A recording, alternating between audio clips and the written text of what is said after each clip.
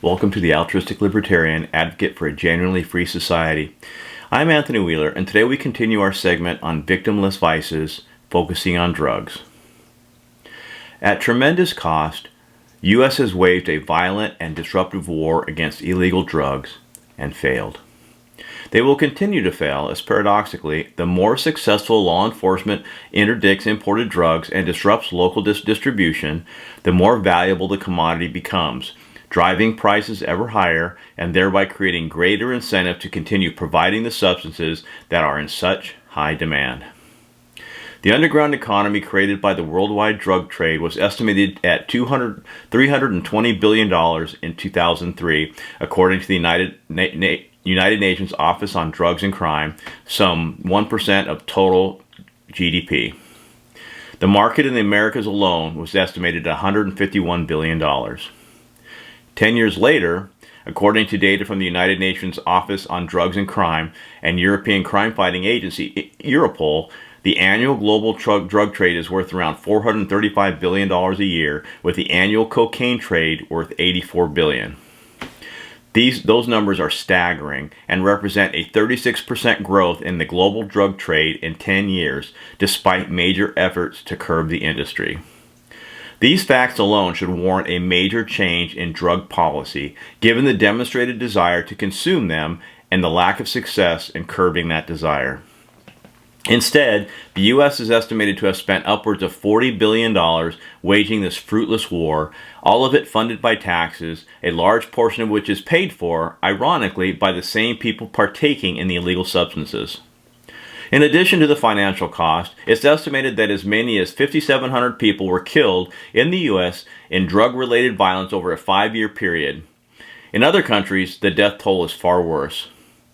Quote, the number of homicides in Mexico peaked in 2011 and then declined for 3 years.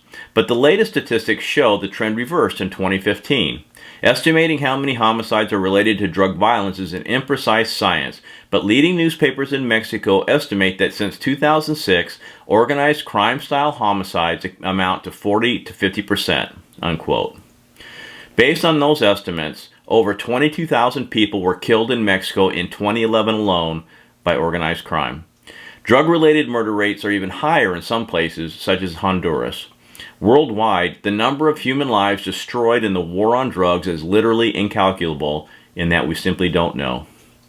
What we do know is that the wealth, corruption, and violence related to the international drug trade has destabilized many regions in the world, undermined the rule of law, and distorted local economies. Another major cost to society in the war on drugs is the number of people incarcerated for drug-related offenses. Quote, according to the Bureau of Prisons, there are 207,847 people incarcerated in federal prisons.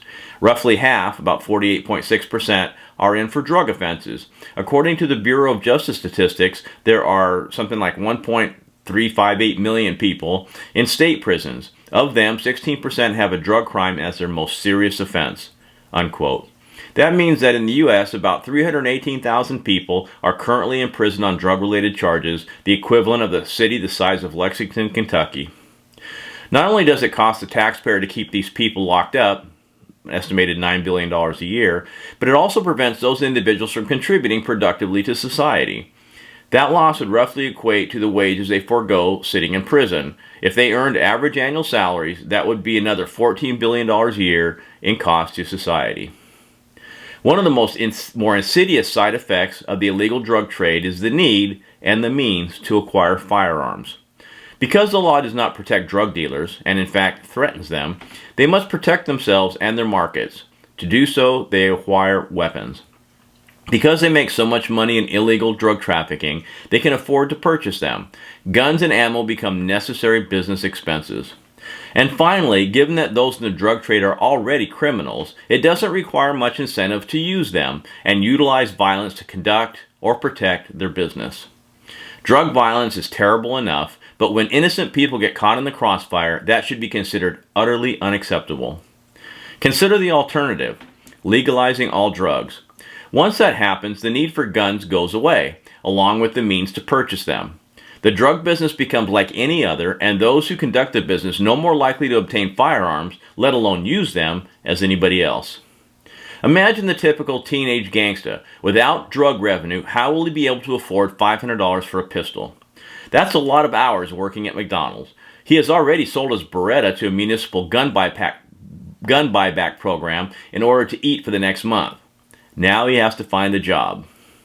The cost of the war on drugs, both domestically and internationally, is so high, both financially and in human lives, it would require extraordinary justification to maintain it.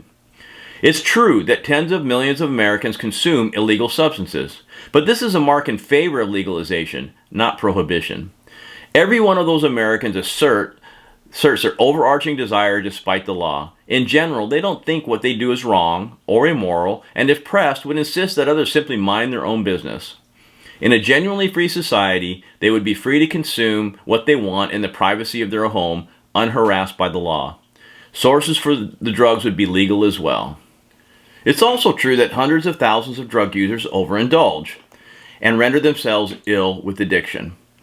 As they fail, they became a burden to themselves, their family, and the community. They spend all their money, lose their jobs, then the house, and become destitute.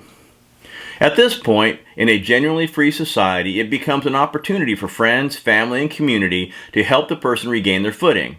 Intervention, rehab, general support, until the person gets right.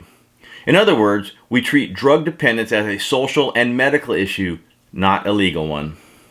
Sometimes the drug addicted relapse, and the cycle starts all over again.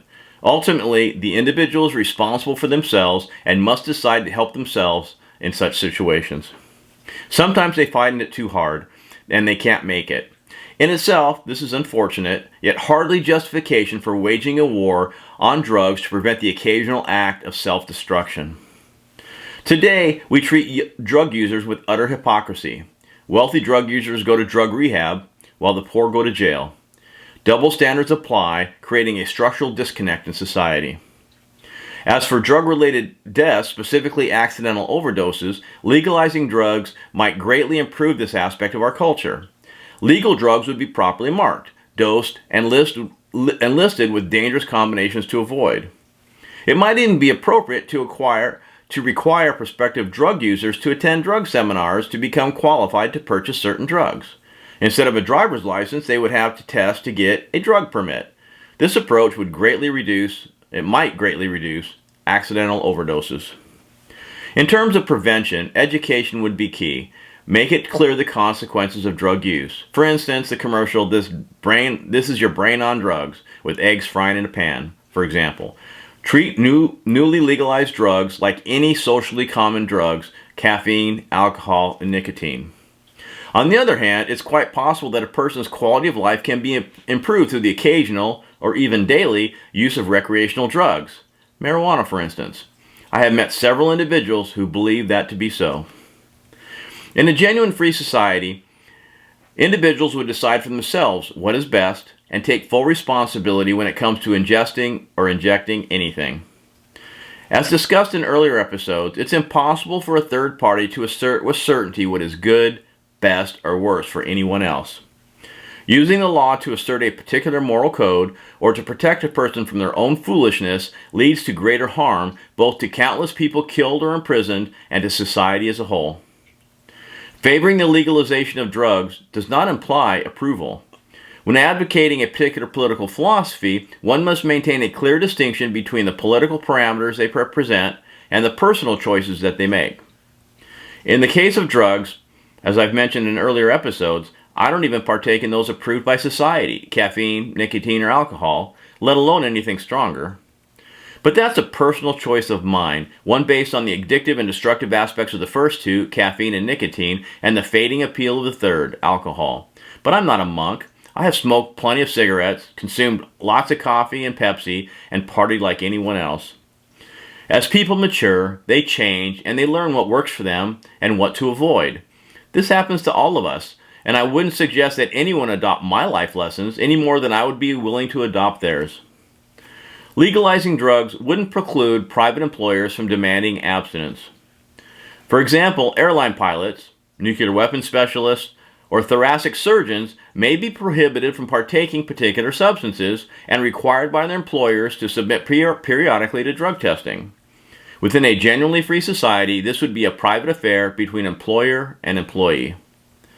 In a genuinely free society, it would be perfectly acceptable for people to promote particular lifestyles, or to preach against activities they deem harmful, or advocate cultural events, or peacefully protest against what they don't like. Minds can be changed, behavior modified, and lessons taught. Take smoking, for example. The percentage of adult smoking in the U.S. has dramatically declined. According to Wikipedia, and I quote, "In November of 2015, the Centers of Disease Control and Prevention noted in the report the percentage of U.S. adults who smoke cigarettes declined from 20.9% in 2005 to 16.8% in 2014. Cigarette smoking was significantly lower in 2014, 16.8%, than in 2013, 17.8%. Unquote. In 1965, 42.4% of adults smoked, down to 16.8% in 2014. The current rate is below 15% and steadily declining. The drop in recent decades can be attributed to education, widespread understanding of the hazards of smoking, and a cultural shift away from the practice. This is the proper way to deal with destructive personal habits that people insist on indulging in. As a society, we have three options relative to recreational drugs. Option number one, go the way of the Taliban in North Korea and simply execute every drug user and every drug dealer. Doing so would put a sizable and permanent dent in the drug trade. This option will work, but it is politically unfeasible in this country or anywhere else in the civilized world, so not a viable option. Option number two, maintain the same prohibition on recreational drugs that have been in place for decades. An obvious option, but not a good one for all the reasons presented in this episode. Option three, lift the prohibition and treat any negative impacts as social and or medical issues, not legal ones. Legalizing drugs would greatly reduce global financial costs and the loss of life, change millions of criminals overnight into law-abiding citizens, all dealers and users, while returning direct economic gains and potentially improve the quality of life. It can't happen soon enough. Well, that concludes our show for today. In the next episode, we continue our sequence on victimless vices, specifically prostitution. Until then, peace.